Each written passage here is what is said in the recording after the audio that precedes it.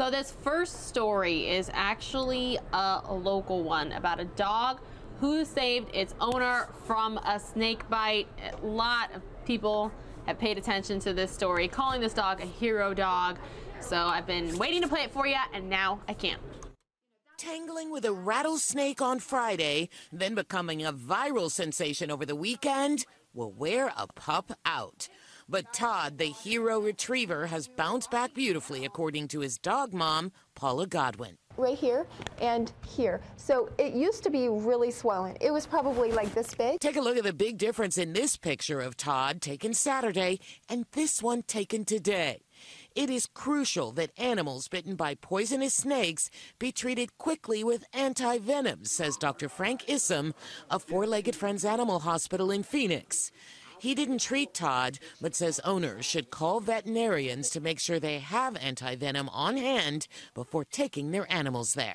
Typically, for just a routine average bite, it's about $3,000 generally.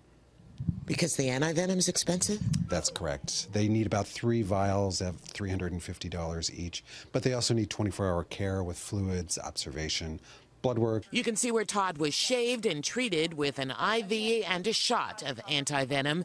Total cost, well over $1,000 at the vet in Anthem. With Todd's rising popularity, Godwin started a GoFundMe account in his name. All of the money will go to Anthem Pets Animal Rescue. You can find out more information at fox10phoenix.com. I'm Linda Williams, Fox 10 News. Like those stories, right? Hero dog, like thank you for saving me from a snake bite. Well, from here in Arizona to Las Vegas, Nevada, where a beagle has a similar story. Hi guys, this is Molly. She's 12 years old and she's a beagle. I want you to take a closer look at her right eye. It's a little swollen right now because a rattlesnake bit her a couple of days ago. Her owner, Lori Flock, tells me that Molly saved her life. She was protecting me because she turned around and looked at me before she jumped into the bushes. She did it for me. Lori Flock told me her beagle Molly shielded her from a baby rattlesnake. The snake was curled up right here. It happened right here in Flock's backyard last Wednesday around 6 in the evening. We had let the dogs outside to go to the bathroom. They were both outside. One of the dogs had already come back in, but the other one stayed outside, and I realized that she was out there just barking and barking and wouldn't stop barking, so that got my attention. Flock told me she stepped outside to see what Molly was barking at, but before she reached Molly, and all of a sudden she leapt into the bush, jumped back, yelped, and then I realized that she was bleeding above her eyes. After the snake bit Molly, Flock's husband Ed killed it using the shovel. Then they rushed to an emergency animal hospital in Las Vegas where doctors gave Molly anti-venom and monitored her for about 24 hours. This comes just a few days before a rattlesnake reportedly bit a golden retriever in Arizona. That owner also said her dog saved her life. It is usually a curiosity. Dr. Herr is the lead veterinarian at Homestead Animal Hospital in Pahrump. In his experience, most dogs that take on rattlesnakes are just curious. Usually it is the provocation, you know, when the dog sniffs around area and that rattlesnake is right there, and it's just curiosity. For Flock, Molly's act was intentional. When you see your animal look at you and then turn around and do the unthinkable, and then realize that they did it to protect you, it's just overwhelming. I felt like she did that to protect me, which I will always be indebted to her. And Molly is expected to make a full recovery. She's actually headed to the vet tomorrow for a follow-up. Abby Tedros, Fox 5 News, local Las Vegas. Any similarities there? What do you all think about those stories? Okay, so I like asking questions, getting to know our viewers. We currently have about 200 watching on the YouTube stream, and I like to ask questions that get emoji responses because, you know, we're very social here at News Now. We like to chat and we're up with the times, and everybody emojis, right? Okay, so I'm going to ask a question. Not just how many of you have dogs, but how many of you have them microchipped and or registered in some way, shape, or form, whether it's digitally, on paper, microchipped, registered. Okay, well, this next story is about digital pet registration unveiled in time for the 4th of July, because, you know, some of those dogs just get spooked by fireworks, whether they are indoors or outdoors.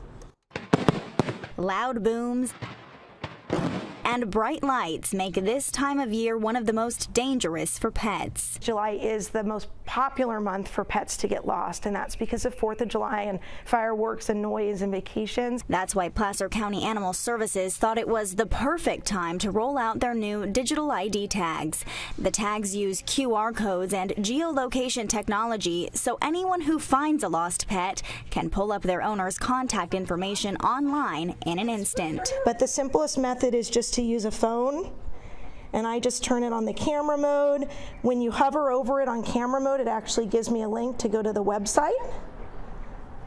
And once I go to their website, it's going to access Duke's information, the phone number to call his owner, or I can send the owner a private message as well. And the owners are able to see exactly where their pet's tag was scanned. And that's where you'd see Duke was found. He's at Placer County Animal Services. Owners will now receive the new digital tags when they register their pets through Placer County, which is required by law for any dog over 4 months old.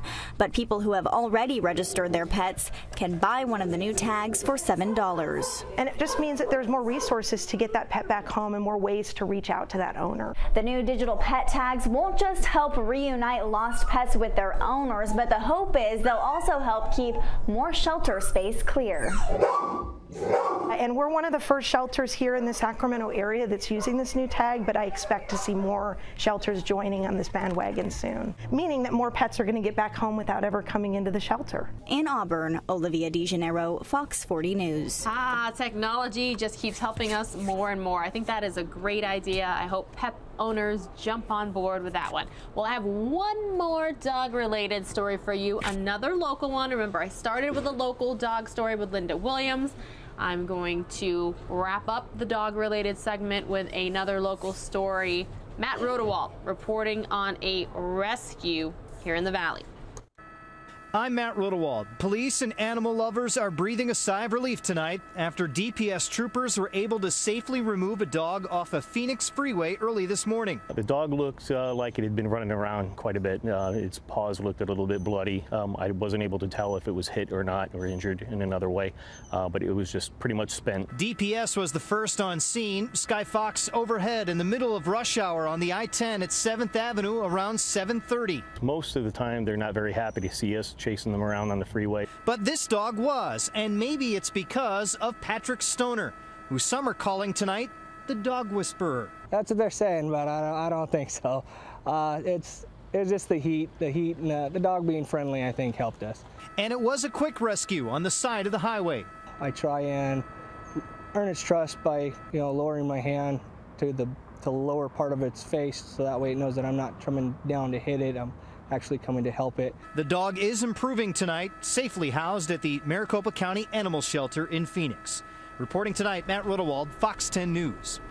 All right, thanks, Matt, for that update. Well, one of the international headlines that we've been following very closely here at Fox 10 Phoenix and Fox News Now is the Thailand cave rescue of the 12 boys ages 11 to 16 and their 25-year-old soccer coach.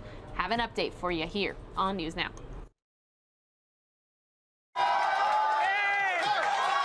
First responders in Thailand celebrating a dramatic find. 12 young soccer players and their coach found alive in a cave after being trapped there 10 days ago.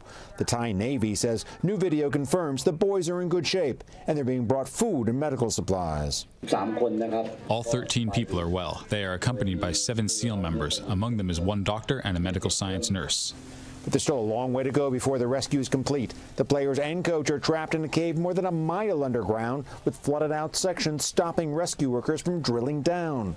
There's air pockets along the way. It's confined spaces. It's almost zero visibility. There's currents to battle against in places as well. So it's a really quite a strenuous environment to be in. Rescue teams are also working to improve conditions in the cave while the players are stuck there, citing concerns over the boys' mental state after spending nearly 2 weeks in the dark. They've been isolated, dark, no food. There's not only like physiological considerations, but probably psychological considerations. Thai officials are now thanking the international community for its help in locating and extracting the players. Meanwhile, dozens of relatives have gathered near the entrance, waiting for any word of their loved ones. I never lost hope. I had confidence in the officials working on the operation. Thai officials say heavy rains are forecast for the coming days, which would force them to speed up extraction plans. In London, Greg Malcott, Fox News. Yeah, could you imagine? I mean, I couldn't. Grateful that they are alive, but you have to think about the long-term effects throughout their lifetime once you get that group of 13 out of that cave in northern Thailand. Okay, well, every morning we do have the ability to bring you business outlook, business updates, you know, what companies are doing what. We got one of those for you now. Good morning. The Dow was down almost 200 points yesterday, but a late rally in tech stocks sent the index into positive territory. The Dow ending up 35 points. Today's stock trading closes at 1 p.m. Eastern. Lyft is buying Motivate, the largest provider of bike-sharing services and parent company of City Bike and several similar programs around the country. It will be called Lyft Bikes in New York, Chicago, and 6 other cities. New numbers show that shopping malls are the emptiest they've been since 2012, a time when the U.S. economy was still trying to recover from the last recession. According to data from real estate research firm Reis, the vacancy rate reached 8.6% in the second quarter. And Amazon is expanding its biggest sales event for Prime members to 36 hours. That's 6 hours longer than last year. Prime Day will start on Monday, July 16th at 3 p.m. Eastern. Amazon promises more than 1 million deals around the world. That's business. For more, log on to foxbusiness.com. In New York, I'm Tracy Carrasco. Thanks, Tracy. That's one of my favorite stories to bring you guys every day. She does like multiple business updates. I just like hearing what all the different companies are doing, like Lyft and Amazon. And I mean, she pretty much mentions every company you can imagine. Okay, well, I'm going to wrap up this top story segment with another weather-related story, the wicked weather. We have heat warnings across the U.S. Here in the Valley, I think we're expected to get up to like 114, 115 here Thursday into Friday. Not looking forward to that at all. And in California, they're battling wildfires. So let's get all caught up with the weather happenings across the U.S. It's the most active fire season since 2012. More than 500,000 acres burned by multiple wildfires in at least 3 states, including 2 in Northern California that are spreading quickly, forcing at least 300 anxious residents from their homes. Making sure that when I wake up in the morning, if the house is on fire, that I know I did my best. Smoke from the fires is causing major health concerns in areas like San Francisco, Napa, and Sonoma counties, and it's stretching already thin resources with exhausted crews working hard to gain containment. You can't really get quality rest on the fire line, but there's periods of time you get a cat nap in, and those might be in the dirt. Just finished a 24-hour operation period. We got off the fire line, came in to camp. It's a different story in the Midwest, where folks are dealing with remnants of flash flooding from weekend storms. And in the East, I need an air conditioner. About 100 million people are seeing temperatures of 95 degrees or higher for a 3rd straight day, the strongest heat wave of the season so far. Health experts are warning folks to stay hydrated as the humidity gets worse. Once you get to a certain humidity level, you're not able to sweat as effectively, and so then you have problems keeping your body cool. Crews in Northern California say cooler weather and light winds over the next few days should help them get a handle on the wildfires there. In Los Angeles, Anita Vogel, Fox News. We have a viewer asking how the stocks ended today. Dow Jones Industrial down about 132 points, still above that 24,000 mark, though. We were up for at least half of the trading day there. Lots of green, and then all of a sudden we turned red. This is News Now, part of Fox10Phoenix.com. If you're a first-time viewer, welcome. We are happy to have you. We do this Monday through Friday from 9 a.m. to 8 p.m. Arizona time. And News Now is officially a part of the new Fox 10 Extra News at 7 p.m. That's on Channel 45, Cable 9. So you can see us on Fox 10 Extra from 10 a.m. to noon, and then from 7 to 8. Pretty cool, huh?